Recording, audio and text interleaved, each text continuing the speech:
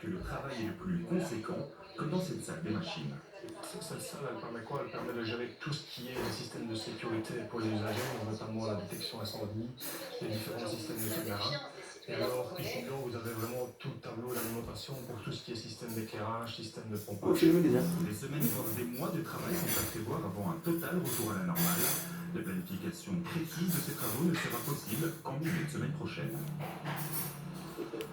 Et un autre invité avec nous en direct, c'est le vice-président du gouvernement wallon, Philippe Henry. Bonsoir Monsieur le Ministre, merci d'être avec nous.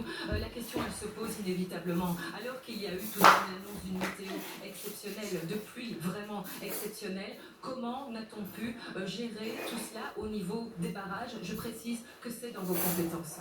Oui, malheureusement, la réalité a totalement dépassé les prévisions. Donc les premières prévisions fiables jusqu'à mardi, c'était une pluie de 60 à 150 mm par mètre carré sur la province. Et on a eu en fait 200 mm uniquement sur 24 heures, uniquement sur la vallée de la Vestre. Donc ça a complètement sorti évidemment des flux qui étaient prévus et les infrastructures ne sont malheureusement pas prévues pour tenir ce genre de masse d'eau.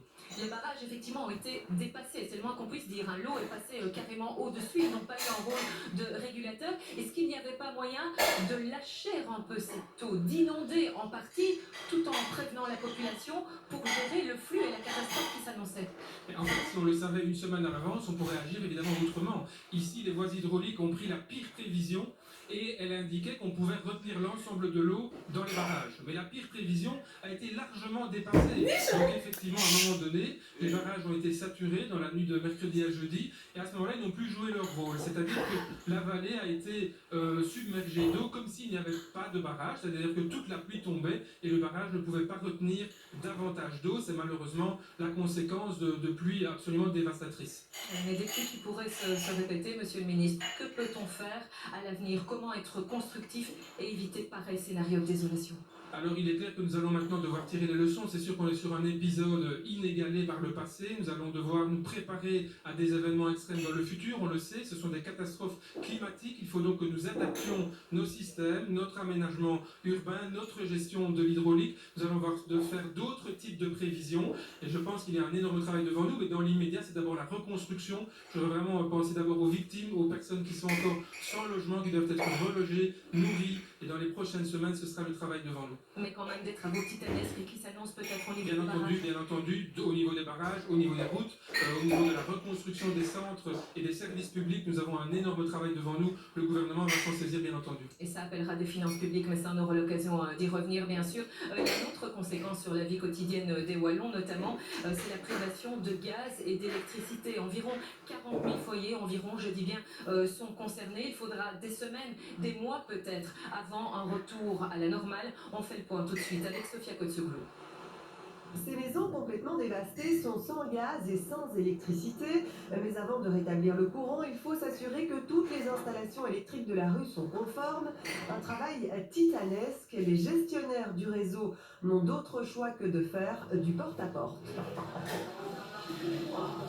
Bonjour. Est-ce qu'on peut visiter votre compteur, s'il vous plaît?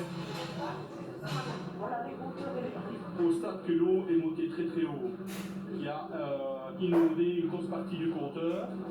Et alors, l'eau, l'électricité pour faire dans le ménage, les composants à l'intérieur sont sûrement oxydés et le compteur est obsolète. Ici, il va falloir tout remplacer, mais il n'y a pas que les installations privées qu'il faut vérifier. Il faut également inspecter les cabines électriques qui alimentent ces foyers. Or, certaines, comme celle-ci ici à Traux, sont complètement ravagées. C'est probablement une des cabines les plus solides que nous avions sur le réseau, avec à l'intérieur de cette cabine tous les transformateurs, les câbles qui arrivaient. Vous voyez, il ne reste absolument plus rien. Pour nettoyer sa maison, Pietro a donc dû trouver des plans B. Pour l'instant, nous sommes avec des lampes qui vont solaires et on se débrouille avec des lampes frontales et ce qu'on a. Lampe de poche ou téléphone. Il faudra attendre plusieurs jours, voire plusieurs semaines pour rétablir le courant. Par contre, pour le gaz, ça pourrait prendre plusieurs mois. J'espère qu'on pourra relancer le gaz chez les clients avant l'hiver, mais je n'en ai aucune certitude et on l'espère, c'est un espoir, on verra. La situation est à ce point catastrophique. Elle est apocalyptique.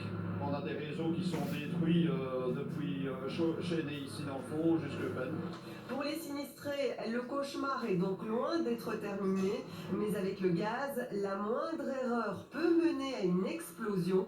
La plus grande prudence s'impose donc. Et puis depuis quelques jours, on vous parle aussi de ces élans de solidarité. Ils sont innombrables. Petit exemple ici à Pepinster. Regardez, monsieur, il est venu de Lille, il est venu avec son camping-car qui est là, avec sa petite famille, et il a amené bien des bouteilles, des litres et des litres d'eau pour ravitailler les personnes qui ne cessent de travailler. Un peu plus loin, vous avez un barbecue, et ce barbecue, eh bien, c'est une communauté turque qui l'organise. Et là aussi, il y avait tout à l'heure une file innombrable d'habitants d'ici, de résidents qui venaient pour trouver un peu de réconfort. Oui, ah ben voilà, monsieur, vous êtes en train de manger un petit bout. Vous avez vu toutes ces personnes? Attendez, restez près de moi. Voilà, je vous en prie. Elles sont venues vous aider. De villages différents, il vient de Penn, de Bonsen, de Rotterdam. Et tout ça, ça fait chaud au cœur. Ça fait chaud au cœur, ça fait une solidarité. Tous les jours, des jeunes, des plus vieux, des gens de n'importe où, aujourd'hui, peut-on vous aider? Magnifique. Et je précise que vous habitez là, non loin, vous aviez un magasin. J'habite pas ici. Mais vous aviez un magasin. Un magasin, il n'en reste rien. J'ai eu la chance d'en avoir un autre à Verviers. Bon, voilà. Il y a des gens qui n'ont plus rien du tout. Bien sûr, et on en a d'ailleurs parlé dans cette édition. Merci. En tout cas, on va terminer par cette petite note positive. Terminée parce que c'est pas vraiment le bon mot. En fait, le mot fin, il est loin, très loin de s'écrire. Il en faudra encore du temps et des travaux. Il en faudra aussi de la force morale pour surmonter cette épreuve, pour surmonter le deuil aussi. Et il est immense ce soir encore. D'ailleurs, avant de retrouver Julie en studio, je vous propose de revenir sur ces quelques jours où la vie de milliers de Wallons, notamment, cette vie a totalement été bouleversée. Anne-Catherine Croufer et Nora Khalifi reviennent sur ces moments partagés avec nos équipes et c'est promis, nous allons rester à vos côtés.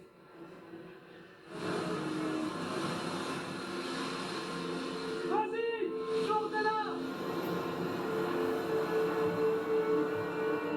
On a l'impression que ça va s'arrêter et en fait ça ne s'arrête jamais, quoi.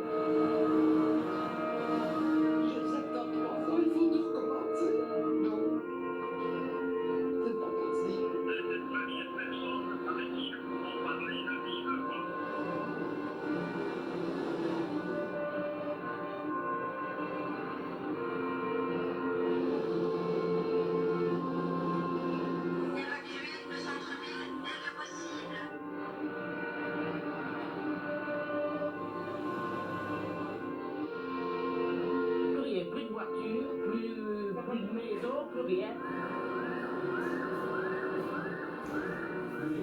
Arriver jusque-là. C'est irréel ce qui se passe.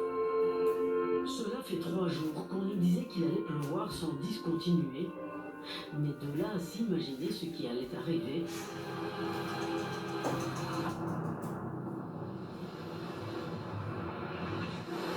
Mercredi matin, 14 juillet, à Méry, près d'Esmeaux, les habitants sortent d'une nuit blanche. Ça a commencé aux alentours de minuit, je pense. Ça m'a réveillé, je suis venu voir et j'ai vu que c'était déjà sur la route. Alors c'est monté dans la maison, c'est monté très rapidement. La route ressemble toujours à un torrent. Des voitures enchevêtrées, des morceaux de macadam soulevés, des canalisations cassées. C'est le début d'un mauvais rêve, un vrai cauchemar. À Spa, un geyser sort de la route et coupe la ville en deux. On n'arrive plus à circuler. À quelques kilomètres de Spa, la ville de Deux, la Hogne, est sortie de son lit. Elle prend les habitants par surprise. Ils n'arrivent plus à rentrer ou à sortir de chez eux. Les pompiers sont venus tantôt sauver, évacuer 3-4 personnes âgées avec la barque. Je suis ici depuis que je suis né, donc il y a 52 ans, et j'ai jamais vu ça, jamais, non. Plus d'1 mètre d'eau sur la place. Les habitants ne reconnaissent plus leur localité. Et pourtant, le pire va arriver. La pluie continue de tomber sur la province de Liège. La Vesdre est déchaînée. À Pepinster, même les secouristes n'y arrivent pas. Emportés par le courant, une embarcation avec 5 pompiers et 3 civils se renverse.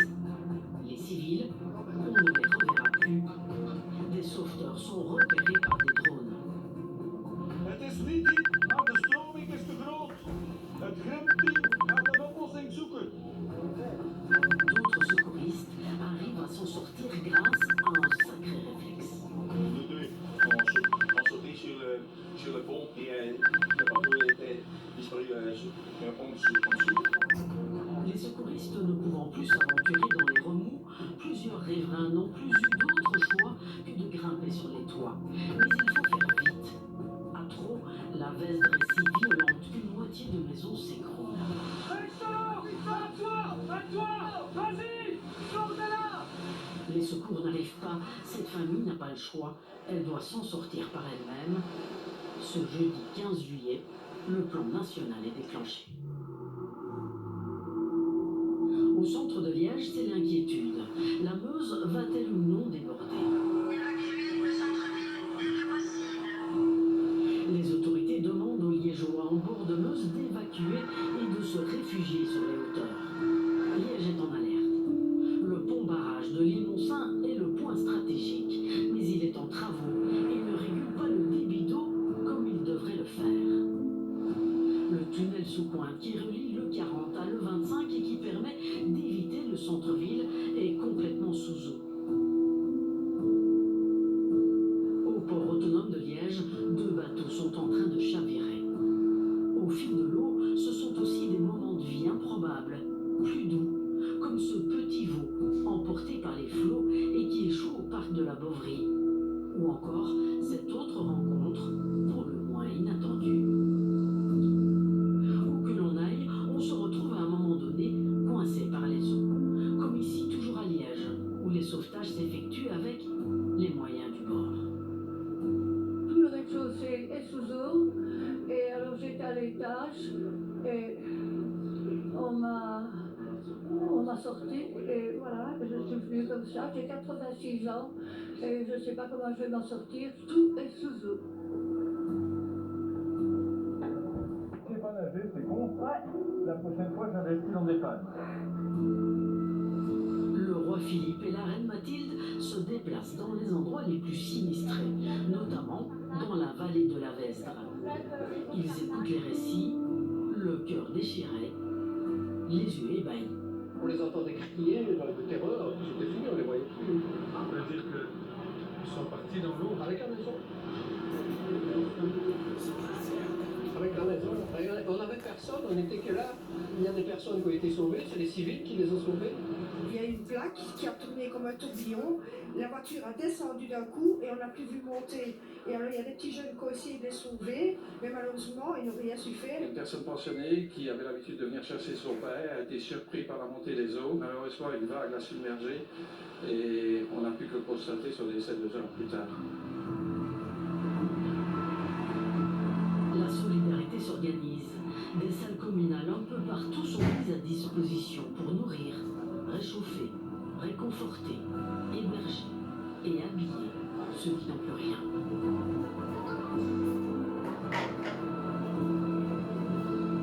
Maman a été secourue par des volontaires pendant la nuit. Mais voilà, il n'y a plus rien, elle est sortie en stage, donc je viens chercher pour l'habiller, pour qu'elle puisse venir ici pour pouvoir voir un médecin et avoir ses médicaments. On pensait qu'on avait tout vu, mais on va de surprise en surprise.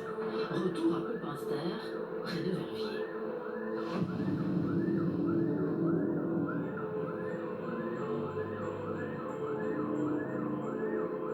Hier, je dis, il y avait facilement presque 3 mètres d'eau dans une rue où on n'a jamais vu d'eau, quoi.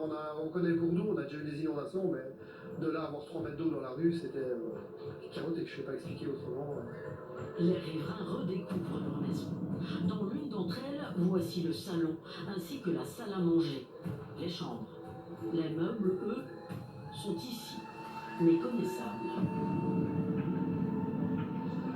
C'est la première fois que ce couple revient après les inondations. En plein centre de Pepinster, c'est ici que se dressait leur immeuble. Il ne reste à présent que ce bout de mur. Heureusement, je suis sortie, quoi. J'ai sauvé mes enfants. Les autres locataires ont eu beaucoup moins de chance. Ils n'ont pas eu le temps d'évacuer. De l'autre côté de la rive, il ne reste que les fondations de plusieurs maisons emportées par les eaux. Chacun tente de récupérer les souvenirs d'une vie. Leur communion. C'est tout à tâtonner. Oui. C'est ça le pire en fait. C'est de faire ça. Le reste, ça s'achète. C'est matériel. Mais les souvenirs comme ça ne reviendra jamais. Quant à cette habitante, elle est complètement anéantie. Tout est foutu, tout. Ah, plus rien. Tout a été emporté, tout est abîmé. Oh ouais, tout, monsieur, tout. Toute une vie qui est partie, tout.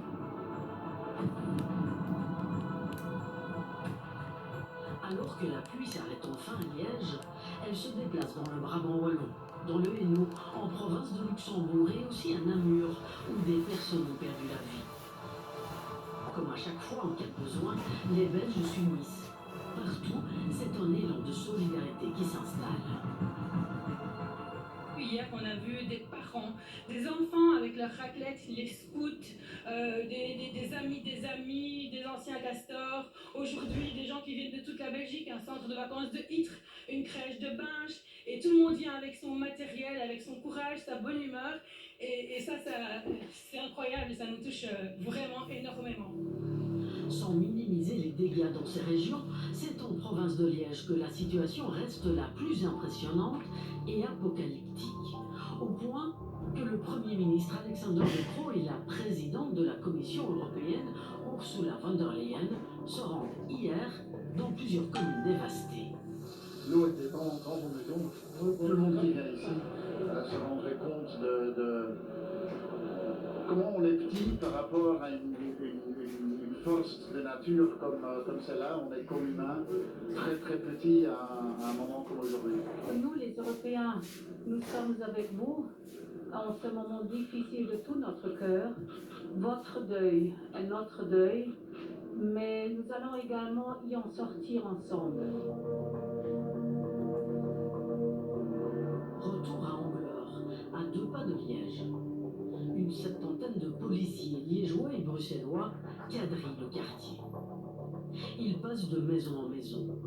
Ils sont à la recherche de victimes et aussi d'éventuelles personnes oubliées. La protection civile intervient aux côtés de la police pour fournir des vivres et évacuer des riverains. La porte est cassée ou c'est la pression de l'eau qui empêche l'ouverture? Un peu plus loin, c'est un barbecue populaire qui prend forme, car ici, il n'y a plus d'électricité. Depuis plusieurs jours, les corps sans vie sont centralisés dans une morgue provisoire à la protection civile de Christney. L'identification de dizaines de victimes est en cours et il reste encore de nombreuses familles sans nouvelles de leurs proches. Un jour de deuil national a été décrété ce mardi 20 juillet. Les drapeaux seront en berne. 1 minute de silence sera respectée. Combien d'années faudra-t-il pour reconstruire une vie, une maison, ou tout simplement pour se reconstruire? Des questions, beaucoup de questions. Alors des réponses viendront certainement plus tard. En tout cas, ces images resteront imprimées à tout jamais dans les mémoires. Voilà, et on rappelle le bilan ce soir, 31 morts et 163 disparus. Je vous propose à présent de prendre la direction de l'Allemagne où on a vécu le même cauchemar. Angela Merkel, de retour des États-Unis, s'est